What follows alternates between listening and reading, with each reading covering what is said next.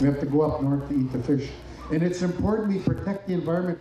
Vice Chief David Pratt has some strong words for the youth of Treaty 4. And on this day, it's about climate change. We can see that things are getting warmer. We've had a lot of issues with wildfires across Canada, and not just around Canada, but around the world. So we're seeing that impacts of climate change. And First Nations, we're on the front lines of that fight. The climate crisis is an issue worldwide. The youth, like Kenton Francis from Nicanit First Nation, sees it all around him. You could really see it from when I was younger, I noticed, and till today, you know. And it's a drastic change in the environment that's a little bit dangerous and might be irreversible in the future.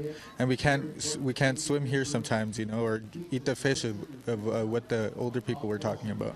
The Youth Climate Action Forum is among many events at the Treaty 4 gathering in the Qu'Appelle Valley. They are discussing everything from global warming to pollution and how it affects Indigenous people. 40% of the people impacted by climate change are First Nations people.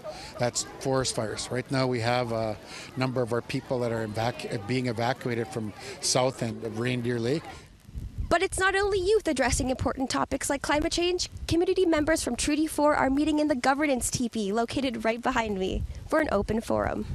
We can come together and give back the way we should be, the way it needs to be, the way it has to be for us to grow as nations, for our children. The people in this room, mostly elders, have something in common.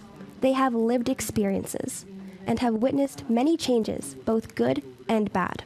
This is their time to add their voice to matters that affect them and their communities. We've moved towards a more sovereigntist approach, not only to how we engage with each other in our communities, but really how we talk about sovereignty and rights that moves away from Crown-sanctioned bodies. This gathering of various generations, whether it's inside or out, is a reminder of the original treaty signed 150 years ago.